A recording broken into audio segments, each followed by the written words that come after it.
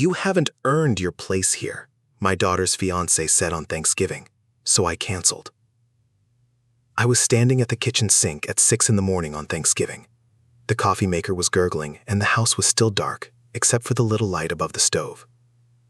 My hands were in soapy water washing the good china, the plates my mother gave me 30 years ago, the ones with the little gold leaves around the edge. I had not used them since my wife Janice and I celebrated our 25th anniversary. That was a different life, a different table, a different man standing at this sink. My daughter Sarah was coming home for Thanksgiving. She lived 3 hours away in Richmond with her fiancé Derek. They had been engaged for 14 months. I had met Derek exactly 4 times. Each time he shook my hand like I was a client at a bank, not like a future son-in-law, like a transaction. I told myself it was just nerves. I told myself he was just quiet. I told myself a lot of things back then because I wanted my little girl to be happy. Janice was still asleep upstairs. We had not slept in the same bed for almost 2 years.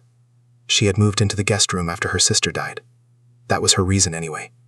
She said she could not sleep with my snoring. She said she needed her space to grieve. I believed her because I was a fool. A 68-year-old fool who had spent 43 years believing every word that woman said. I dried the gold leaf plates one by one with a flour sack towel. I set them on the counter in a neat stack. The turkey was brining in a bucket in the garage. The pies were cooling on the stove. Pumpkin and pecan. Sarah's favorites since she was a little girl with pigtails and a missing front tooth. I had made them from scratch last night, the same recipe my grandmother used. The crusts were a little uneven because my hands shake now, just a little. The doctor says it is nothing serious, just age, just time, just the slow crumbling of a body that worked too hard for too long. I heard Janice moving around upstairs. The floorboards creaked in the hallway. She was walking from the guest room to the bathroom.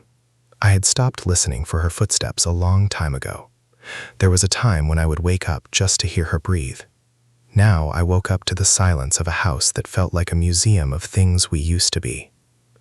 Sarah texted me at 7:15. She said they would be here by 11. She said Derek was excited to see the house. That word, excited, sat wrong in my stomach. Derek had never been excited about anything related to me. He looked at my house like he was appraising it.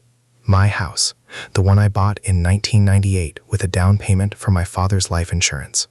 The one where I painted every room, replaced every window, fixed every leak, mowed that lawn every Saturday for 26 years. That house was my blood and my back and my knees that ache when it rains. I went out to the garage to check the turkey. The brine smelled like rosemary and salt. I lifted the bucket and carried it to the sink. The garage door was half open. I could see my neighbor Pete backing out of his driveway with his 2 kids in the back seat. He waved. I waved back.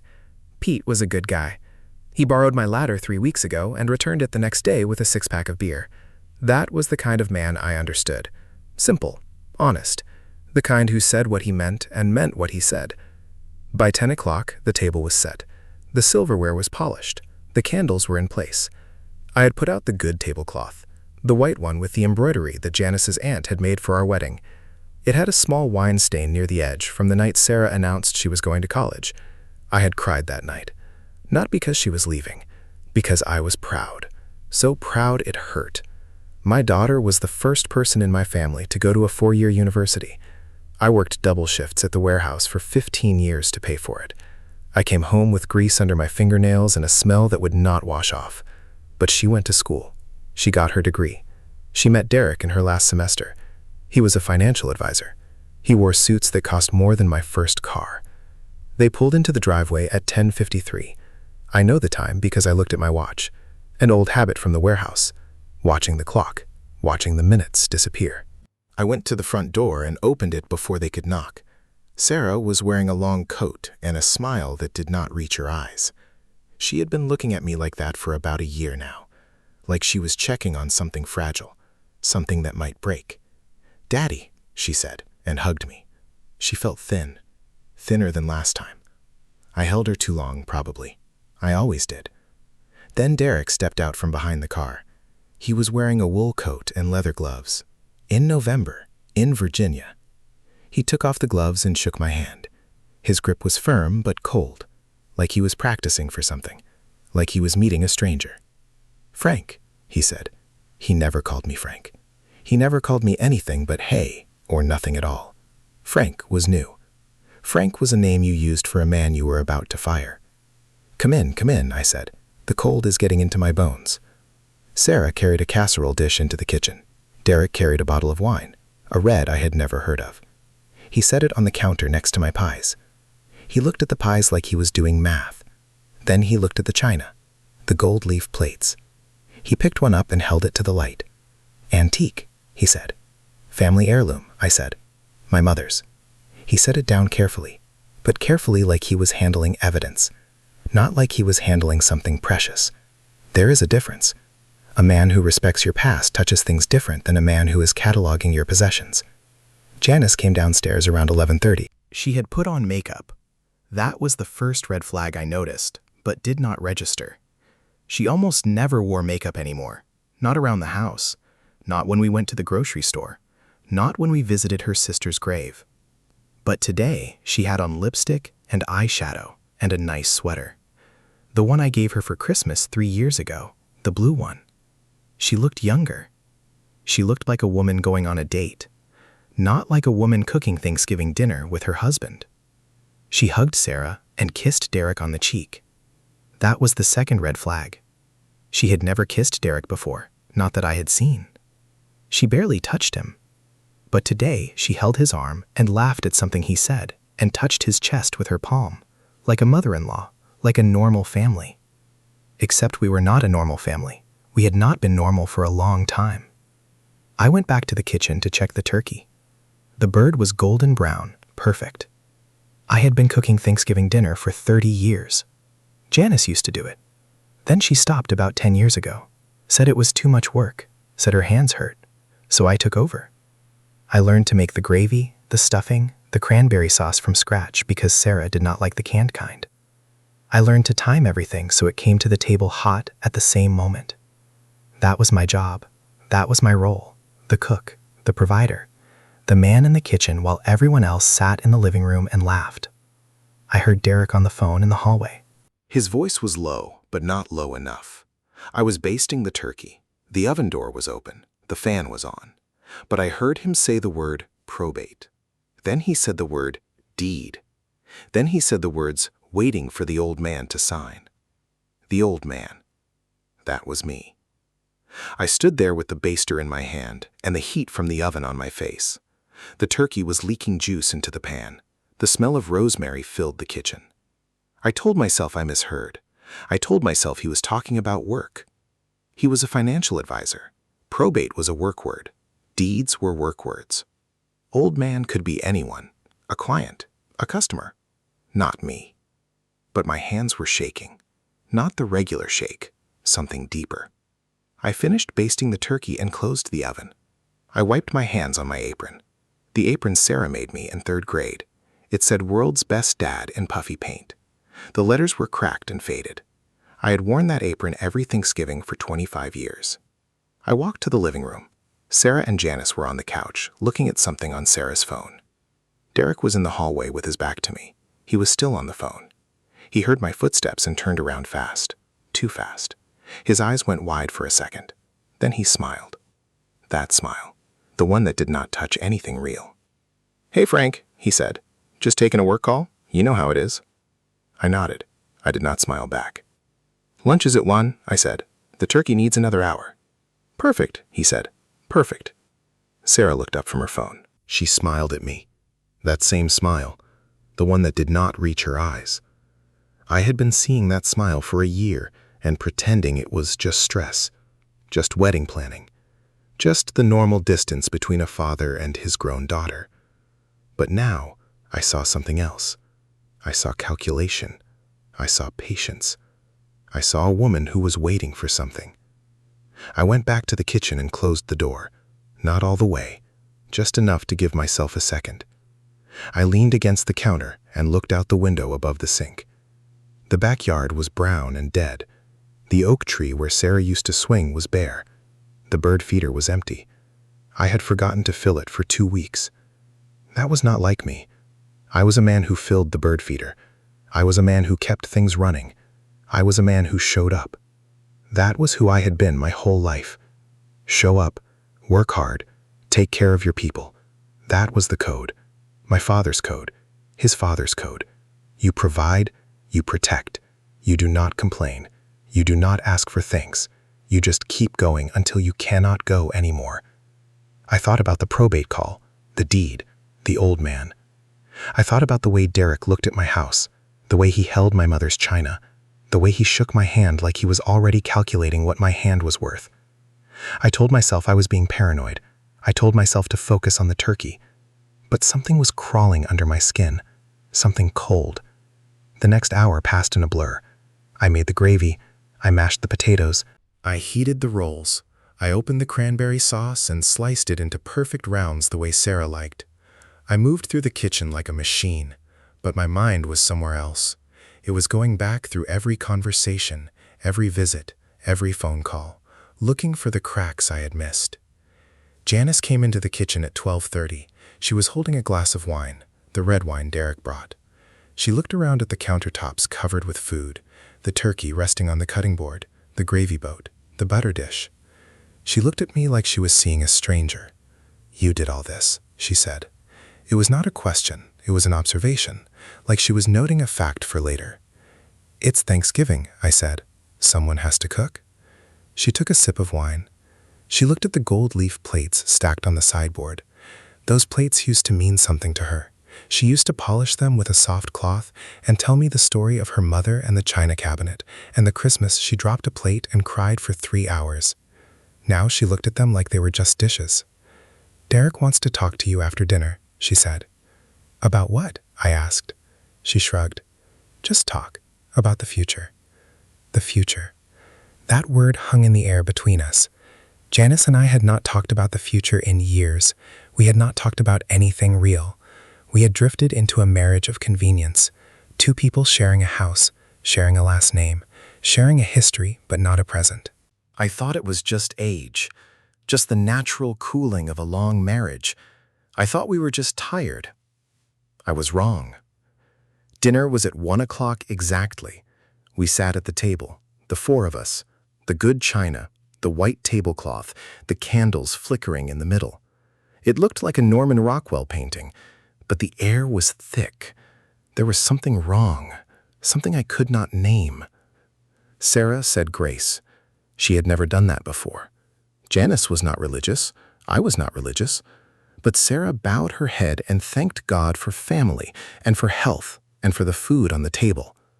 When she said the word family, she looked at Derek, not at me, not at her mother, at Derek. We ate. The turkey was good, the best I had ever made. The gravy was smooth, the potatoes were creamy, but I could barely taste any of it. I watched them, Derek cutting his turkey with surgical precision, Janice drinking wine, Sarah picking at her food like she was nervous. Derek started talking about the housing market, about equity, about interest rates. He said the word asset 11 times, I counted. He said the word estate 4 times. He said the word transfer 3 times. And every time he said one of those words, he looked at me, a quick glance, a flash of calculation. I put my fork down. "What do you do exactly?" I asked Derek. "I mean really do, day to day." He smiled, the fake smile. "I help people plan for retirement," he said. "I help them protect what they have built. I help them pass it on to the next generation." Next generation. There it was again. Sarah jumped in. "Daddy Derek has been so helpful. He helped Mom set up a trust." I looked at Janice. Her face went pale, then pink. She took a long drink of wine. "A trust," I said. Janice nodded. "For the house," she said. "For your retirement, to make sure everything is taken care of." Nobody told me about a trust. The silence at that table was louder than any sound I had ever heard. The candles flickered. The turkey sat half-eaten on the gold leaf plates. Sarah would not look at me. Derek was smiling. Janice was twisting her wedding ring around her finger, the ring I gave her in 1981, the ring she had not taken off for 43 years. She was twisting it like she wanted to pull it off. Derek set down his fork. He folded his hands on the table. He looked at me like a man about to deliver news, like a doctor with bad test results. "Frank," he said, "your wife came to me 6 months ago. She was worried about your health, your memory. She wanted to make sure the house was protected. We drafted a trust. It transfers ownership to Sarah upon your death, or earlier if you become incapacitated." Incapacitated. That word hit me like a shovel to the chest. I looked at Janice. She would not meet my eyes. I looked at Sarah. She was staring at her plate. I looked at Derek. He was still smiling. "My memory is fine," I said. "My health is fine. I had a physical 3 months ago. My doctor said I was healthy for a man my age." Derek nodded. "Of course," he said. "But we want to be prepared.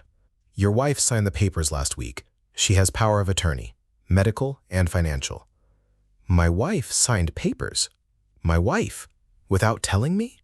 My wife gave power of attorney to herself over me. I stood up. My chair scraped the floor. The sound was ugly, like breaking something. "Janice," I said, "look at me." She looked up. Her eyes were wet, but not sad. Guilty.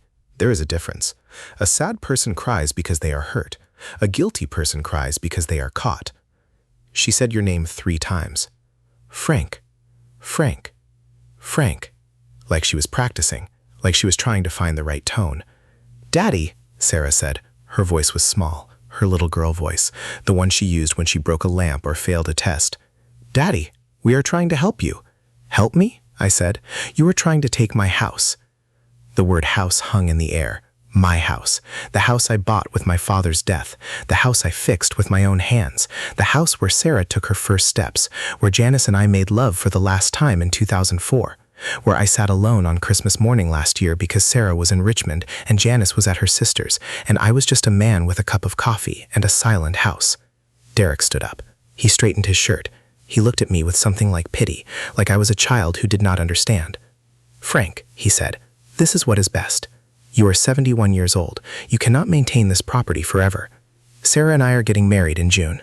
We need a place to start our family. Your wife agrees. She will be moving in with us.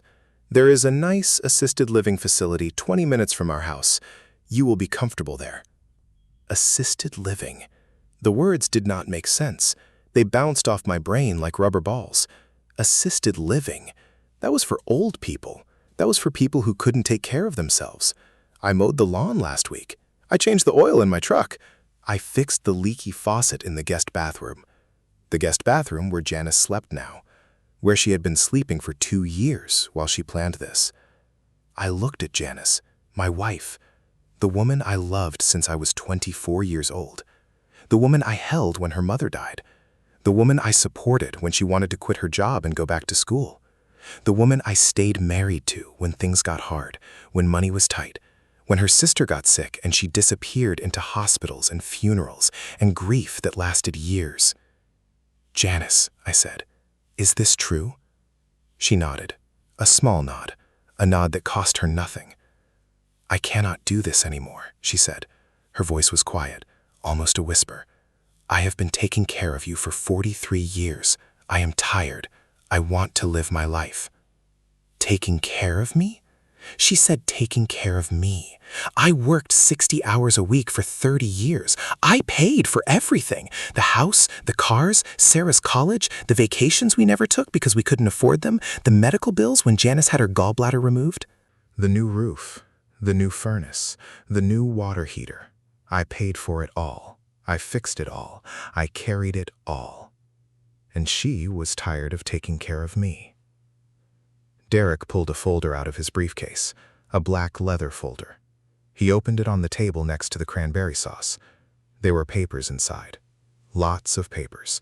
Legal papers with seals and signatures and notary stamps. "You need to sign these," he said. "Just a few documents. Your wife already signed her part. This just confirms the trust and the transfer of power of attorney." I looked at the papers. My hands were shaking now. The real shake. The kind that comes from deep inside, from a place where fear lives. "What if I do not sign?" I asked. Derek's smile disappeared. It was the first real expression I had seen on his face all day, and it was cold. It was the face of a man who had already won, who had already calculated every outcome, who had already decided what I was worth and what I was not.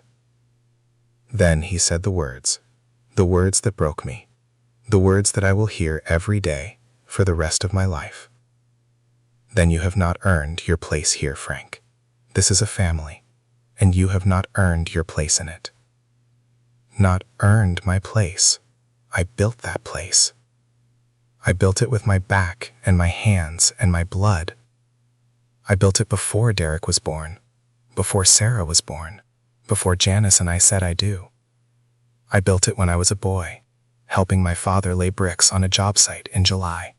I built it when I was a young man working the night shift so I could go to trade school during the day. I built it when I was a new father, holding my daughter and promising her she would never want for anything. Not earned my place. I looked at Sarah, my daughter, my only child, the girl I taught to ride a bike, the girl I drove to the emergency room when she broke her arm falling out of that same oak tree, the girl I walked down the aisle at her first wedding, the one that ended in divorce after 2 years, the one I never criticized, the one I never blamed, the one I just held and said, "It is okay, baby, you will find love again." She was looking at Derek, not at me. She was looking at the man who is taking her father's house, who is putting her father in a home, who is telling her father he did not belong at his own Thanksgiving table. And she was looking at him like he was her savior. I looked at Janice, my wife. She was wiping her eyes with a napkin, but she was not stopping this. She was not saying a word. She had already chosen. She had chosen Derek and Sarah and a future that did not include me. I took off my apron, the one that said "World's Best Dad." I folded it carefully and set it on the table next to the turkey. Then I walked to the front door. I put on my coat, an old Carhartt, the one with the torn pocket and the coffee stain on the sleeve. I put on my boots, the ones with the worn soles that I kept meaning to replace. "Frank," Janice said, "where are you going?" I did not answer. I opened the front door. The cold air hit my face. It felt good. It felt clean. It felt like the first honest thing I had felt all day. "Daddy," Sarah said. Her voice was cracking, but she did not get up. She did not come after me. She just sat there at my table with my mother's china and my wife and her fiancé and the papers that were going to take everything. I walked out. I closed the door behind me. I did not slam it. I just closed it, quietly, like closing a book you never want to read again. I got in my truck, the old Ford, the one with 200,000 miles and a dent in the tailgate from when I backed into the oak tree in 2009. I sat there for a long time. The engine was cold. The windows were fogging up with my breath. I watched the house, my house. The lights were on in the dining room. I could see them through the window. Janice standing, Derek sitting, Sarah crying, or not crying, I could not tell. I started the truck and drove away. I drove for an hour, 2 hours. I did not know where I was going. I ended up at a truck stop off the interstate, the kind with fluorescent lights and bad coffee, and truckers sleeping in their cabs. I parked in the back and turned off the engine. The silence was enormous. I called my brother, my older brother, the one who lives in Ohio, the one I had not spoken to in 8 months, because Janice did not like him. She said he was negative. She said he was jealous of our life. I answered the phone on the second ring.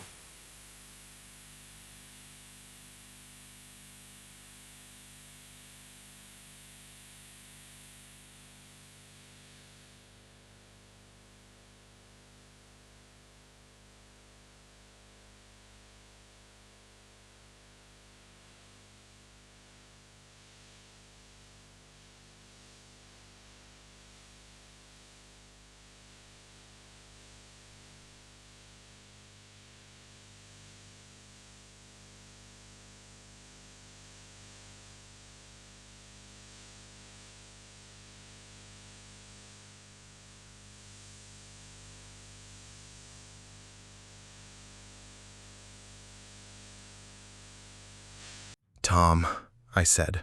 My voice was strange, like it belonged to someone else.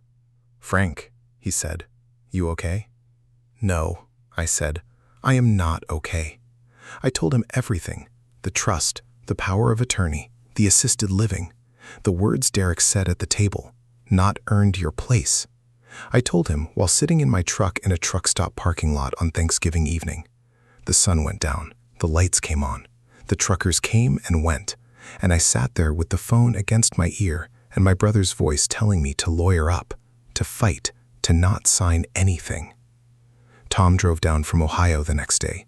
He showed up at the truck stop with a duffel bag and a thermos of coffee and a look on his face I had not seen since our father's funeral. Determination, anger, love. We went to a lawyer on Monday, a small firm in a strip mall next to a pizza place. The lawyer was a woman named Mrs. Patricia Hall. She was 65 years old with gray hair and glasses and the kind of voice that did not waste words. She listened to everything: the trust, the power of attorney, the Thanksgiving dinner, Derek's words. She took notes on a yellow legal pad. She asked questions. She nodded a lot. Then she set down her pen. "Mr. Vance," she said, "your wife cannot grant herself power of attorney without your consent, not legally, not if you are competent. And from what I can see, you are perfectly competent, possibly more competent than anyone else in this situation." She said the papers were not worth the paper they were printed on. She said Janice and Derek had overplayed their hand. She said they counted on me being old and scared and too trusting. She said they were wrong. I hired her. I used money from an account Janice did not know about, a small account my father set up for me before he died, a few $1,000s, enough for a retainer, enough to fight. The next few weeks were a war, not a loud war, a quiet one, a war of lawyers and letters and phone calls and meetings. Janice moved out of the house the second week of December. She took her clothes and her jewelry and a box of photos. She left her wedding ring on the kitchen counter, the ring I gave her in 1981.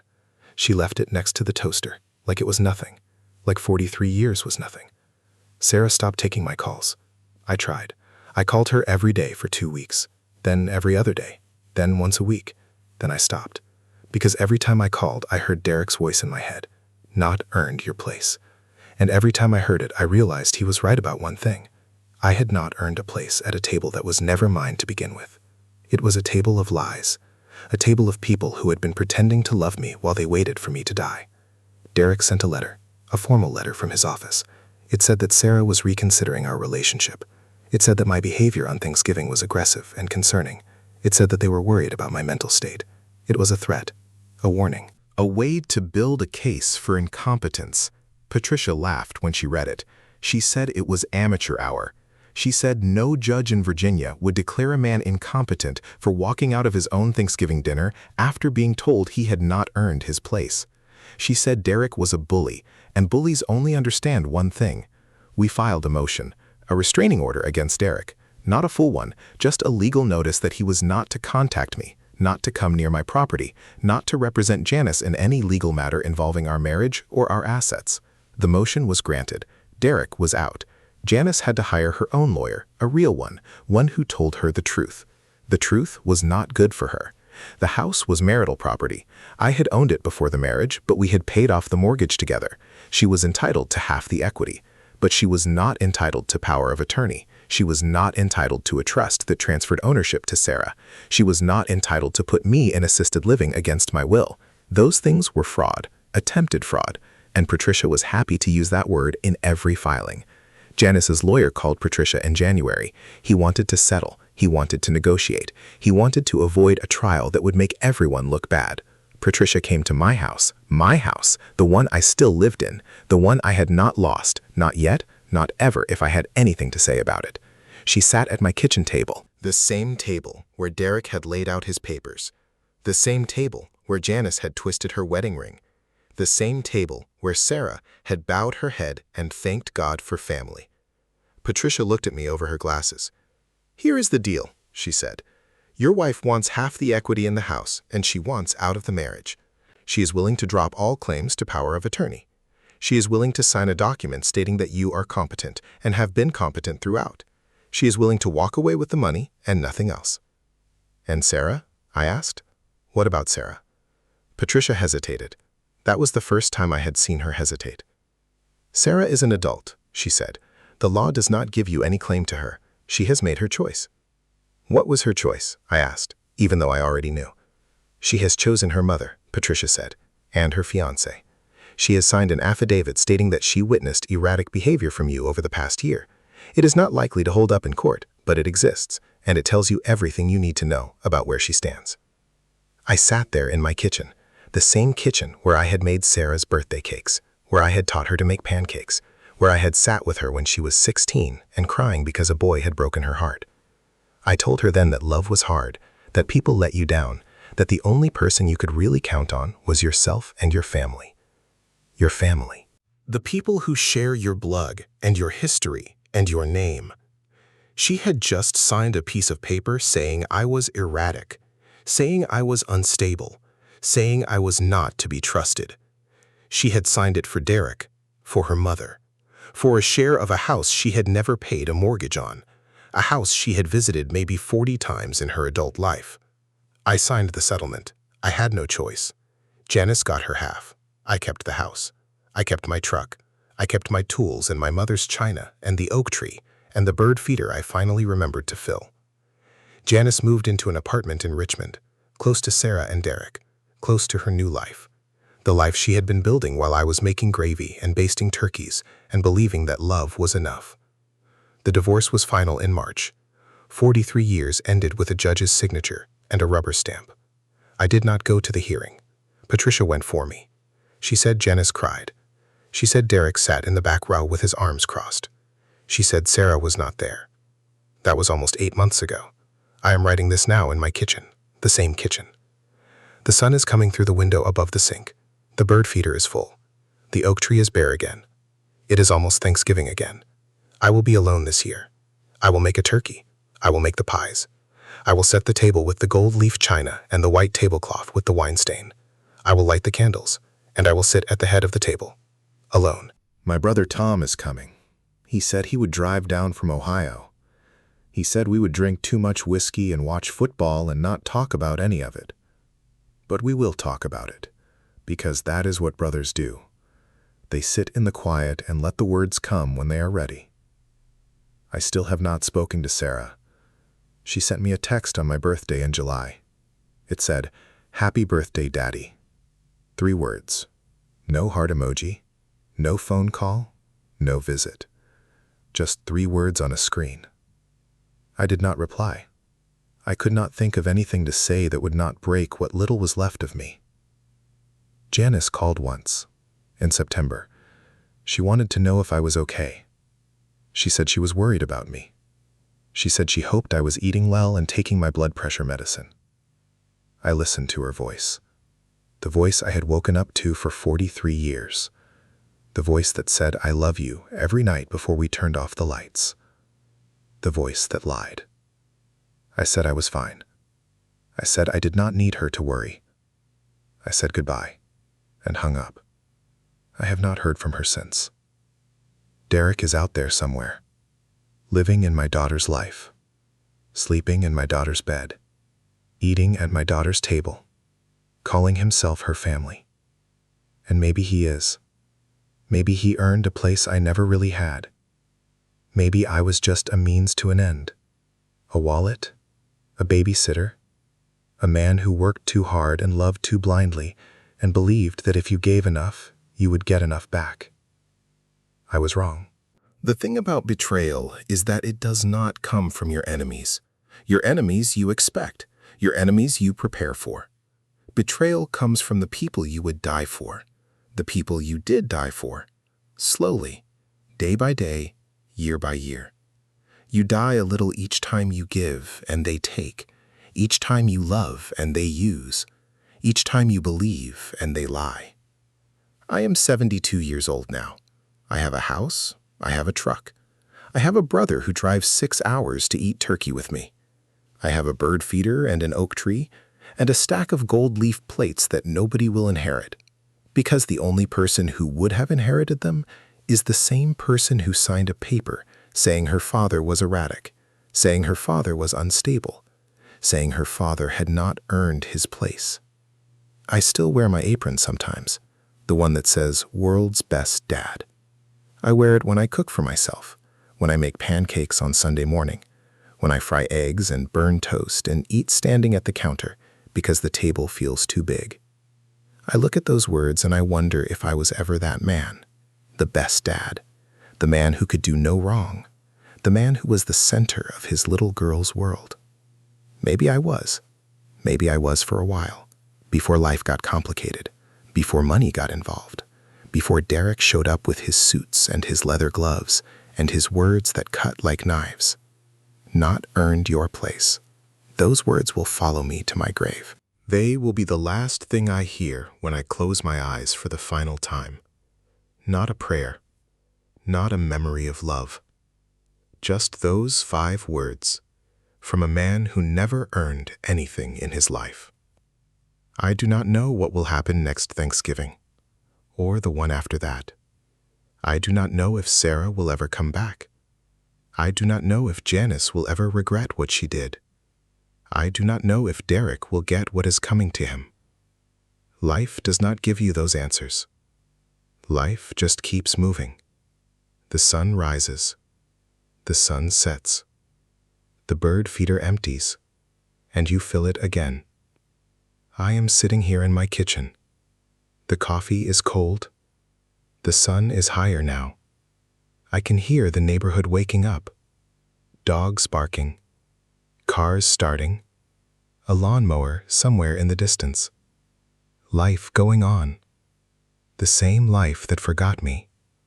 The same life that moved on without me. I think about that Thanksgiving dinner. The candles. The china. The turkey I made with my own hands. The family I thought I had. And I realize something that I will carry with me until the day I die. I did earn my place. I earned it 1,000 times over. I earned it with every shift I worked, every bill I paid, every tear I wiped, every nightmare I soothed, every graduation, every birthday, every Christmas morning when I stayed up all night putting toys together. I earned my place at that table and at every table before it and at every table that will ever come after it. The tragedy is not that I did not earn my place. The tragedy is that they convinced me for one terrible moment that I had not. The coffee maker is beeping. It is time to make a fresh pot. I will pour a cup. I will stand at the window. I will watch the birds at the feeder. I will wait for my brother to call and tell me what time he is leaving Ohio. And I will keep going, because that is what I do. That is who I am. The man who keeps going, even when everyone he loved has already gone. The phone is quiet. It has been quiet for a long time. I do not expect it to ring, but I leave it on the counter anyway, just in case.